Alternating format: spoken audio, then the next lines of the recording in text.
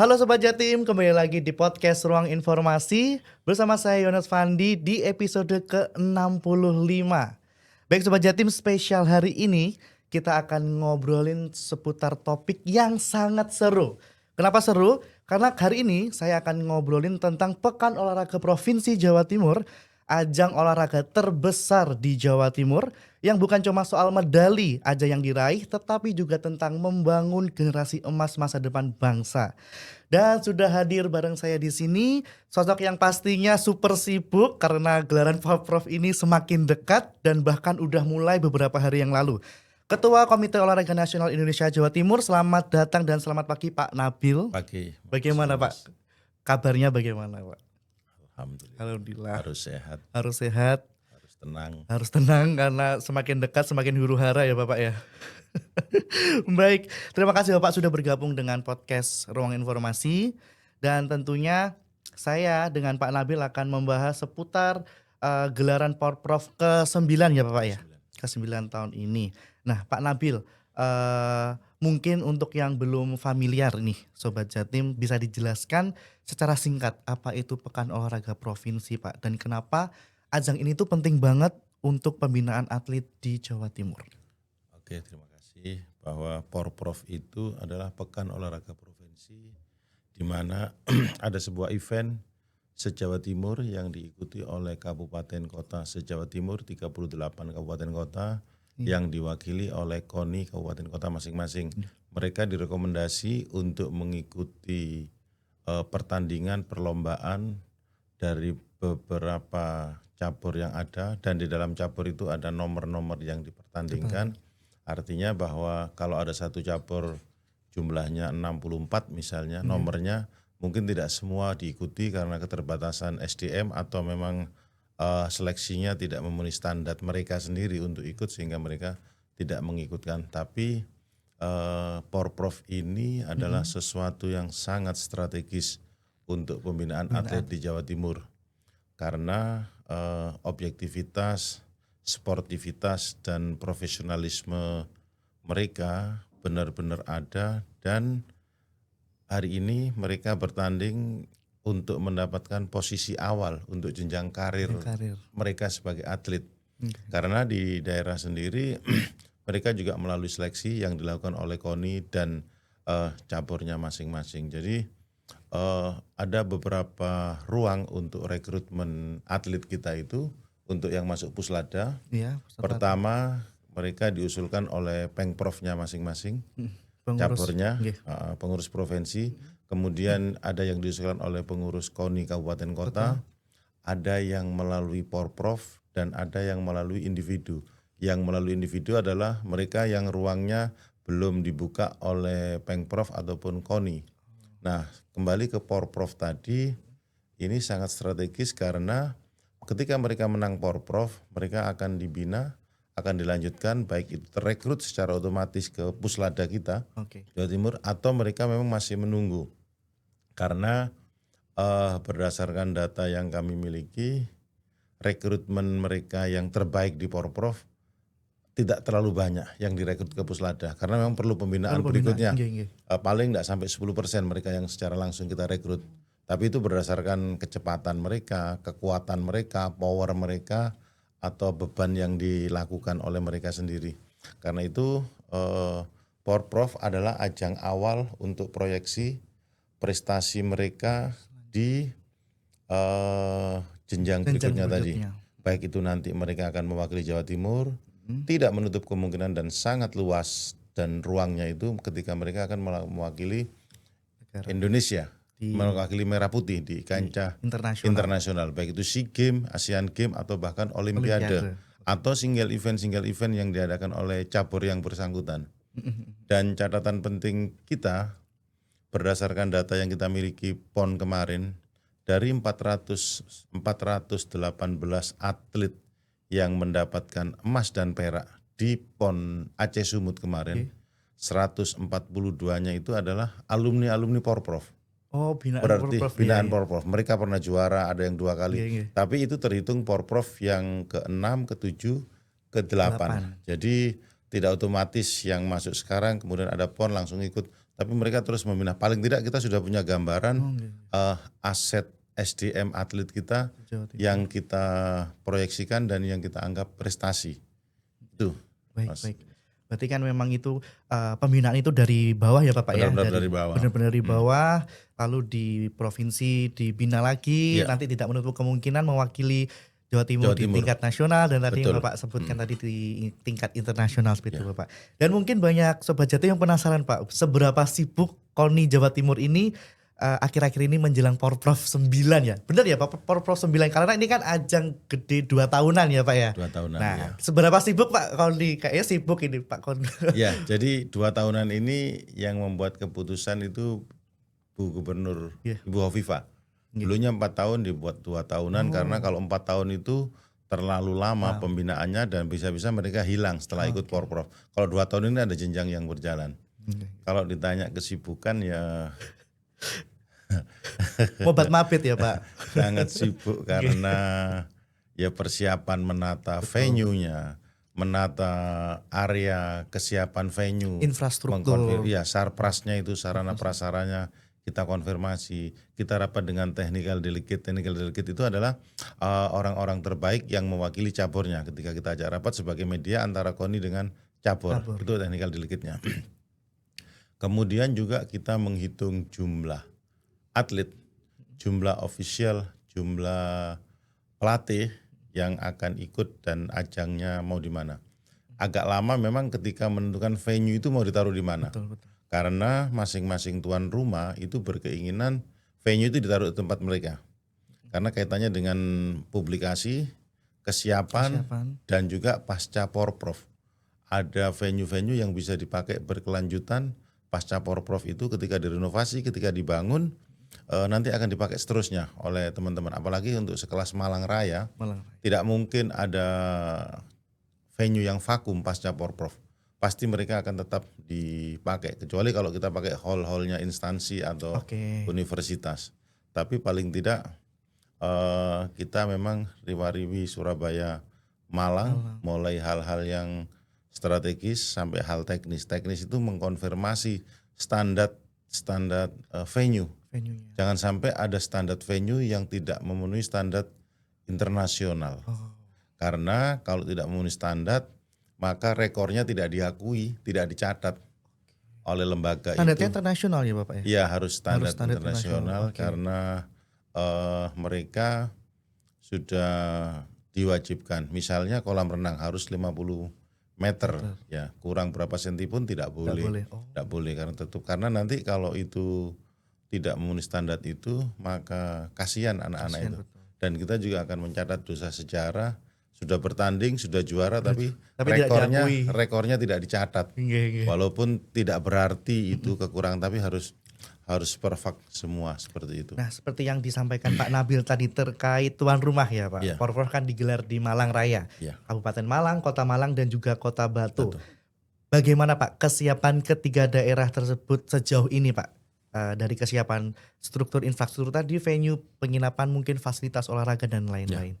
Alhamdulillah mereka antusias, bahkan sempat tarik-menarik untuk meminta venue-nya, minta dipindah, minta ini. Kalau itu sudah bukan bagian wilayah kita, tapi wilayah Pemkab dan Pemkotnya masing-masing.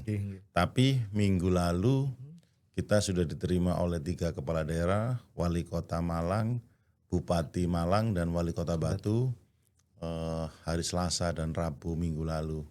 Respon mereka luar biasa. Mereka menyiapkan apa yang kita inginkan, mereka juga menambahkan apa yang dibutuhkan. Mereka benar-benar siap menjadi tuan rumah. Kalau sudah siap menjadi tuan rumah berarti juga saya mengingatkan pada sisi prestasinya. Jangan sampai punya pemikiran karena tuan rumah saya harus menang.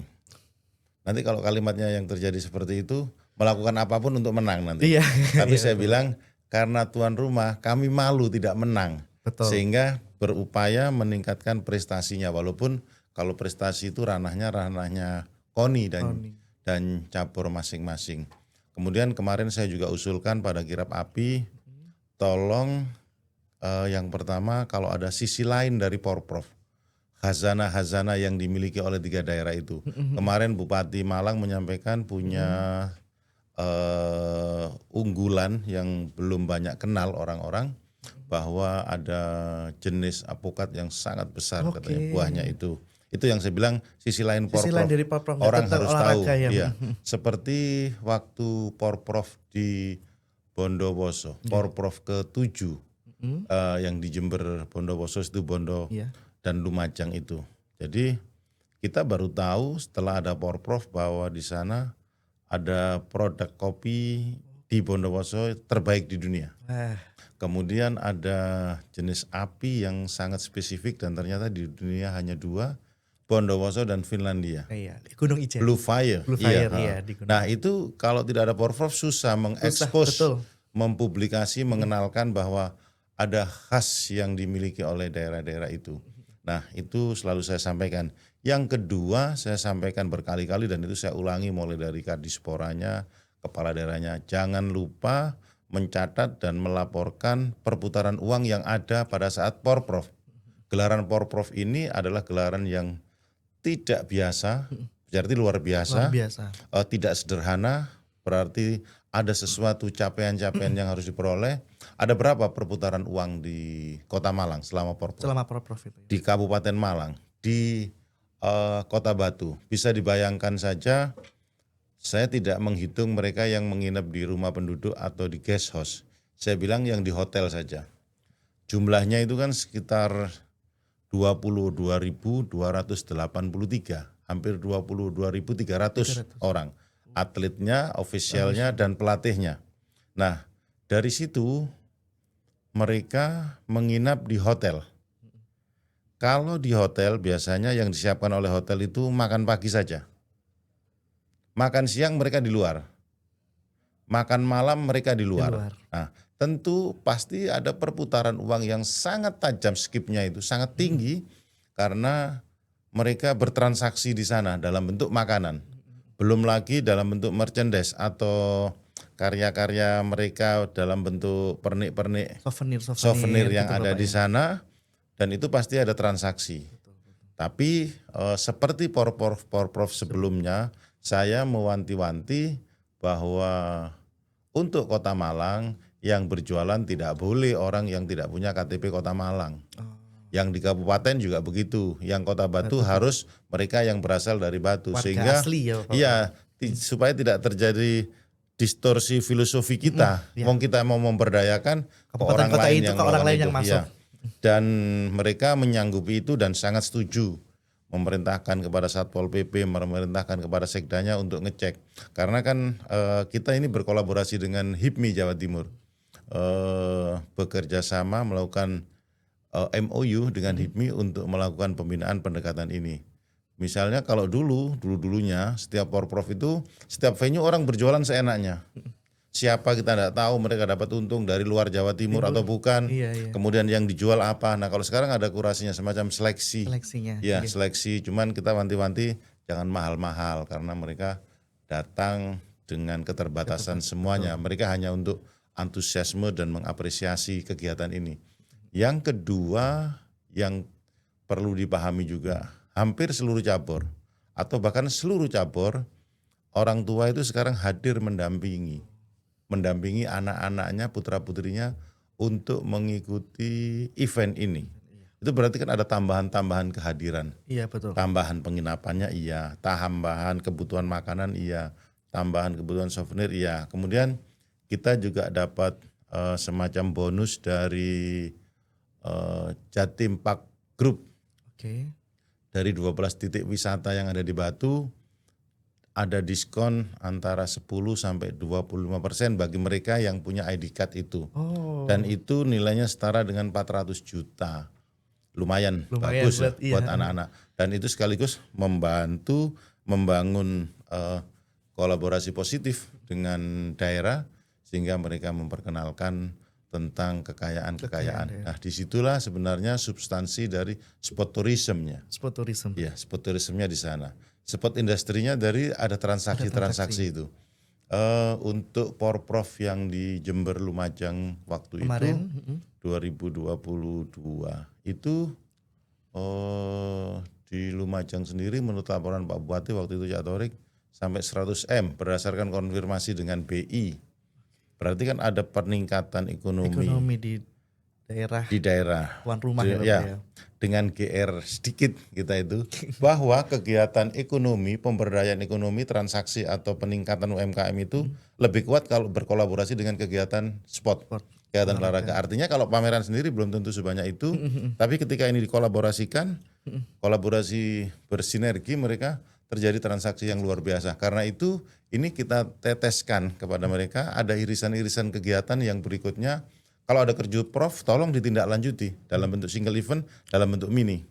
Dan itu selalu saya sampaikan, saya sosialisasikan kepada kepala daerah kalau ada pelantikan, ada muskap atau kita bertemu dengan kepala daerah Jawa Timur, tolong ambil event-event yang baik sifatnya nasional ataupun sifatnya provinsi. Satu cabur itu bisa dihadiri oleh 800 atlet plus orang tua yang mendampingi itu atletnya saja yang mengikuti. Itu menunjukkan bahwa ada peningkatan dan beberapa kepala daerah juga berminat untuk melakukan kegiatan itu. Kembali di pemberdayaan ekonomi, belum lagi penjualan-penjualan souvenir, penjualan-penjualan oleh-oleh dalam bentuk karya-karya mereka. Seni, ya. Dan yang terakhir kami sampaikan itu waktu audiensi kepada 3 kepala daerah, supaya mereka bersurat kepada 37 kabupaten kota menginfokan bahwa Kota Batu punya rumah makan dengan kategori A, B, C, D. Rekomendasi lah. Merekomendasi sekaligus marketing mereka. Betul, iya. Kita juga jelas jadi marketing. Gitu. KONI harus jadi marketing mereka. Karena ini gawenya KONI, maka kita bertanggung jawab untuk itu. Maksud saya jangan sampai mereka itu makan di sebuah restoran karena faktor kebetulan, tiba-tiba ingin makan tapi sudah punya gambaran. Kalau mau makan rawon di sini, makan pecel di sini. Kalau tempat rekreasi yang enak itu di sini. Betul. Kemudian tempat ibadah jika diperlukan sudah ada googlingnya gitu. Iya, lebih mudah. Sudah ada list lebih mudah dan mereka menyanggupi itu. Jadi ada keteraturan yang memang harus dibangun secara sistemik walaupun tidak maksimal. Memang yang masih menjadi sedikit tanggung jawab kami, walaupun itu tanggung jawab bersama, tapi saya pikir pihak Dishub dan pihak kepolisian sudah tentu merekayasa lalu lintasnya. Bayangan kami, teman-teman juga tahu di sini tidak liburan saja, tidak ada porprov saja, Malang itu ramai, macet parah. Iya, itu. Nah, ini nanti kegiatan seperti ini tentu dan ini kan lagi liburan. Betul. Termasuk tadi Jatim Park itu lagi high season ini. Betul. Tentu orang pada berkunjung ke. Dan pembukaan porprov kan 28 ya, Pak. 28 kan ada long weekend juga besok itu. Sudah mulai long weekend mereka sampai tanggal 13 anak-anak liburan itu. Iya. Artinya memang ini yang sedang diantisipasi, tapi saya pikir semuanya bisa teratasi. Amin, semoga. Terutama di rekayasa lalu lintas. Kenapa rekayasa lalu lintas? Agar atlet itu yang akan bertanding tidak nervous ketika macet. Kemudian untuk makannya agar atlet itu juga mempersiapkan, tidak mungkin atlet itu main jam 8 makan jam 7. Main jam 7 makan jam 6. Tidak mungkin, tentu ada makanan-makanan ekstra yang hanya untuk menjaga tidak lapar saja supaya ada isinya perutnya itu, dan itu tidak mungkin makan biasa, mesti ada spesifikasinya, ada istilahnya makanan pratanding, mungkin pisang atau coklat, dan itu kan berbiaya semua. Nah itu yang kami maksud, ada perputaran yang dikalikan dari seluruh yang hadir. Ya itu. Berarti kan memang tujuan Porprov ini selain juga memberdayakan para atlet, juga memberdayakan ekonomi masyarakat lokal yang itu tadi yang Pak Nabil sampaikan. Yang Pak Nabil sekaligus mengenalkan destinasi-destinasi yang ada. Kulinernya, terus wisatanya. Dan itu tidak hanya terjadi di Kota Batu saja yang dianggap kota wisata Batu, KWB. Di Kabupaten Malang juga banyak tempat rekreasi. Di Kota Malang ternyata juga banyak. Kemarin kami buka acara FTI Federasi Triathlon di dekat Karangkates itu. Sangat bagus itu. Lahore itu. Dan Lahore itu sangat bagus dan menarik itu. Berarti kan ada khazanah yang memang dimiliki oleh masing-masing kabupaten kota itu. Jadi ini sudah terjawab kenapa kota Malang Raya yang jadikan tuan rumah. Artinya venue-nya kena, kemudian destinasi wisatanya, spot tourismnya kena, spot industrinya juga kena, dan konsistensi pembinaan pasca Porprov akan tetap berjalan. Tidak mungkin ada venue yang menjadi stagnan atau bahkan selesai tidak terpakai lagi sesudah Porprov. Pasti itu akan terpakai semua, dan bahkan ada rencana siap untuk mengadakan kegiatan-kegiatan yang mungkin single event ya, bukan multi event seperti Porprov. Di venue-venue tertentu yang besar. Itu Kanjuruhan sangat istimewa stadionnya. Gajayana juga sama-sama besar. Mungkin Batu yang belum selengkap dua lapangan itu tadi. Dua lapangan tadi nih stadionnya seperti Kanjuruhan dan Gajayana itu ya. Ya, memang berarti ini juga potensi wisata juga tadi Bapak ya, sport tourism seperti itu, dan juga mungkin kita menghimbau untuk para sobat Jatim nggak hanya di Malang Raya aja, dukung atlet-atlet kebanggaan daerah, datang semua ke Malang untuk memberikan support ya Bapak ya. Iya, betul. Karena di Instagram Kominfo Jatim dan juga Koni Jatim itu banyak sekali informasi terkait wisata-wisata apa aja yang ada di di Malang Raya, kuliner apa yang harus dikunjungi di Malang Raya, itu lengkap semuanya Bapak, ada di Instagram Kominfo Jatim dan juga Koni Jatim. Karena kan memang ini mau opening ya Pak ya, ini kita sudah banyak sekali informasi untuk Sobat Jatim semuanya, bahwa banyak sekali sport tourism dan juga kuliner-kuliner yang harus dan wajib dikunjungi. Baik, Bapak, kita ngomongin tentang tema, karena tema Porprov kali ini tuh adalah membangun generasi emas dari olahraga. Sebenarnya apa makna di balik tema tersebut? Jadi tema khususnya sebenarnya semangat dan tekad atlet Jawa Timur menuju prestasi dunia. Jadi levelnya, embrionya adalah Porprov. Di bawah Porprov itu ada Porkap atau Porkot, Pekan Olahraga Kabupaten atau Pekan Olahraga Kota. Mewakili kecamatan-kecamatan, dan kecamatan itu diusulkan oleh kelurahan atau desa. Jadi kita begitu sempurna jenjang proses rekrutmennya. Kemudian untuk Porprov ini banyak alumni-alumni Porprov yang sekarang sudah menjadi atlet-atlet nasional, bahkan internasional, pemain bola. Kalau ingat Andi Firmansyah itu juga pemain Porprov juga mewakili kota Surabaya. Beberapa atlet juga seperti itu. Ada Lulu Diana yang juara dunia itu, juara dunia angkat besi junior itu juga Porprov mewakili Pacitan. Artinya bahwa ada jenjang pembinaan yang berjalan, tapi memang tidak Porprov di hari itu saja. Pasca Porprov mereka sudah diketahui potensinya, bakatnya atau talentanya untuk dikembangkan menjadi atlet yang berprestasi. Fungsi pelatih menjadi sangat penting, insting coach, dan ini kita sudah menggunakan istilah Porprov ini harus naik kelas. Naik kelas secara kuantitatif dan naik kelas secara kualitatif. Kuantitatif itu kepesertaannya juga semakin banyak, semakin bertambah. Yang tadi saya sebut tadi 22.283 atlet ofisial dan pelatih. Kemudian secara penjajakan prestasi kita sudah menyiapkan tim talent scouting kita. Oke Pak. Talent scouting yang metodologinya Koni yang buat. Kemudian yang melaksanakan bisa cabur, kita juga memantau. Ada kita buat istilah sendiri sebenarnya. Ada pemenang yang administratif. Pemenang administratif itu adalah mereka yang menang juara 1, juara 2, juara 3. Tapi ada atlet yang pemenang substantif. Mungkin hari itu dia tidak firm, mungkin ada kecapean, ada masalah. Tapi dengan insting coach, kemampuan pelatih, instingnya pelatih, dia mengingat bahwa orang ini bagus, hanya hari ini belum pas. Sehingga itu juga kita menjadi catatan sebagai lapis kedua kita.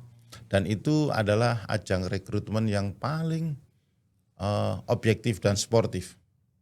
Jadi benar-benar tidak ada yang kebetulan mereka direkrut itu.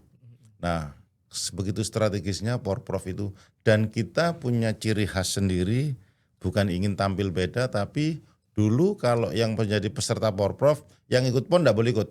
Oh. Nggak boleh karena Nggak ini boleh ikut. murni untuk regenerasi persiapan. Di provinsi lain sudah ikut PON, sudah mendapatkan medali emas, tetap boleh. Tetap boleh ikut. Untuk karena lebih ke hore-horenya Iya. dan hura-huranya. Kita iya hore-hore iya, hura-hura iya, tapi prestasi kita ketati. Kemudian kita agak kompromi untuk mulai Porprov yang lalu, yang ke-8 itu yang ikut PON boleh ikut bagi mereka yang tidak mendapatkan medali. Di PON. Kalau yang mendapatkan medali tetap tidak boleh. Kemudian yang kedua, kita memberi batasan usia atlet itu adalah maksimal 23 tahun. Oke. Walaupun jenjangnya mereka masih panjang tapi 23 tahun. Sehingga daerah juga mempersiapkan. Masa kegiatan mereka, masa aktivitas mereka juga cukup lama. Kecuali ada cabur-cabur yang memang dari pusatnya, dari PB-nya itu dibatasi. Kayak balap sepeda itu dibatasi di PON 21 tahun. Tidak mungkin kita 23, kan kasihan mereka. Ikut tapi tidak ada jenjang berikutnya. Karena itu kita buat mungkin 17 untuk balap sepeda. Sehingga pada saat pembinaan 1 tahun, 2 tahun untuk bisa mengikuti kontingen PON Jawa Timur. Nah ini seperti kemarin kita kan juara umum di Sumut untuk balap sepeda. Kita dapat 10 emas, mestinya 11 sudah mau finish ada yang accident ya kecelakaan sehingga tidak jadi 11 emas. Itu dari mereka yang mendapatkan emas semua tinggal 2 atlet karena terbatas oleh faktor keterbatasan aturan usia tadi. Nah kalau kita tidak punya lapis kedua, lapis ketiga, gak berat. Untung kita punya pembinaan di ISI yang dipimpin oleh Pak Wahid Wahyudi, mantan PLT Sekda itu, melakukan pembinaan yang luar biasa sehingga setiap kejurnas kita juara umum untuk balap sepeda. Itu menunjukkan bahwa ada pembinaan yang berkelanjutan. Dan tim talent scouting kita itu ada satu cabur yang kita datangkan langsung dari Cina untuk memantau atlet-atlet yang bertanding untuk wushu yang santa, yang bela diri, bukan yang tai chi, bukan yang taulu itu, yang seni, tapi ini mereka kita datangkan untuk melakukan seleksi karena kita agak minim prestasi di santa. Sehingga kita mendatangkan benar-benar saking kita itu kepingin ya, naik kelas tadi itu, naik kelas prestasinya. Dan ada tren baru sekarang itu ada perpindahan atlet dari daerah lain ke daerah lain. Dari luar provinsi ke Jawa Timur. Itu sempat saya laporkan ke Ibu Gubernur waktu audensi. Tapi jawabannya Ibu waktu itu, berarti kan bagus Pak Nabil, berarti seksi nih Porprov ini. Banyak yang berminat sampai terjadi. Kalau ada yang minat, tidak mungkin ada perpindahan atlet itu. Ada yang kemin. Buat kami, kita tidak terlalu kaku terhadap mekanisme aturan, terutama yang dari Jawa Timur karena mereka nanti ujung-ujungnya akan menjadi atlet Jatim. Mau ikut manapun, kota kabupaten manapun, mereka ujung-ujungnya menjadi atlet Jatim. Yang penting tidak terlalu parah waktu durasi pindahnya sebelumnya apa itu, tapi itu menunjukkan ya itu tadi kata Bu Hovifa, berarti ini seksi, Porprovnya banyak yang minat. Iya sampai dibelain pindah ya Bapak. Karena mungkin juga perhatian dari kepala daerah juga semakin hari semakin tambah baik karena bisa jadi waktu Porprov kemarin separuh dari kepala daerah itu berkunjung meninjau, mengunjungi atlet-atletnya. Bahkan sebelum tanding pun sangat positif buat atlet karena mereka merasa diperhatikan oleh kepala daerahnya, pemilik kota atau pemilik kabupatennya. Jadi itu yang menjadi catatan kami. Kemudian juga tren orang tua tadi yang saya sebut tadi. Dulu nggak ada atlet itu didampingi oleh orang tuanya. Mungkin cabur-cabur tertentu dan jumlahnya sangat minim. Sekarang hampir semuanya. Dulu ya tanding, pulang selesai sendiri, pulang ke rumah. Dapat bonus belum tentu. Sekarang kan sudah alhamdulillah. Ada beberapa kabupaten kota yang sampai antara 40-50 untuk medali emas tunggal itu. Itu kan sudah menjadi luar biasa. Belum lagi ada bonus-bonus mendadak dari Pengprov yang memberikan bonus kepada mereka yang dianggap punya prestasi. Nah karena ini semua cabur sekarang melototin kegiatan ini bukan hanya sebagai panitia, tapi sebagai tim seleksi untuk rekrutmen atlet mereka. Dan pada saat yang bersamaan kita juga melakukan seleksi untuk Puslada PON 2028. Jadi begitu Mas Yunus.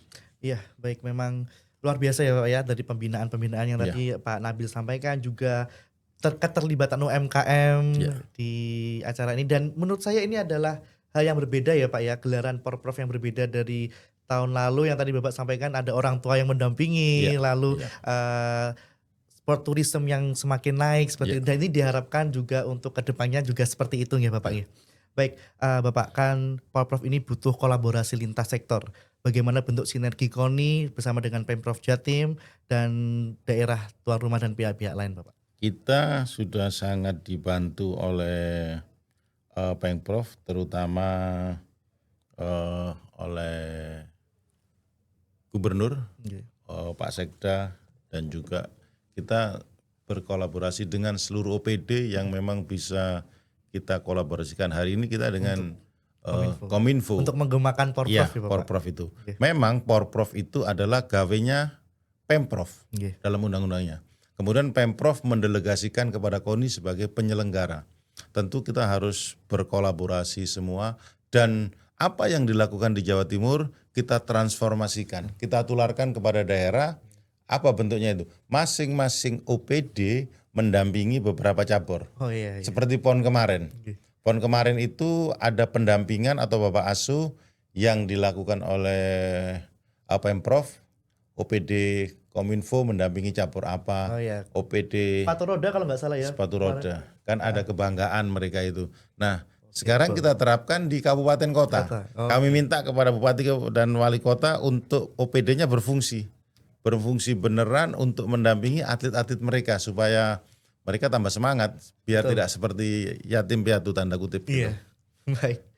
Baik Bapak, ini udah jelas banget ya Bapak ya, karena tadi Bapak udah menjelaskan tentang tema Porprov 9 2025, lalu juga sport tourism yang bisa dinikmatin di Malang Raya sebagai tuan rumah, dan juga pembinaan atlet-atlet tadi Bapak udah jelaskan semuanya. Dan tentunya sebelum kita tutup Bapak, mungkin ada pesan atau imbauan ini dari Pak Nabil untuk masyarakat Jawa Timur supaya lebih mendukung acara Porprov ini supaya semakin menggema, menggelegar Bapak. Silakan. Ya, untuk masyarakat Jawa Timur, pertama saya mohon doa restu supaya kegiatan ini lancar, dijaga dan dimudahkan oleh Allah Subhanahu wa taala, Tuhan yang Maha Kuasa.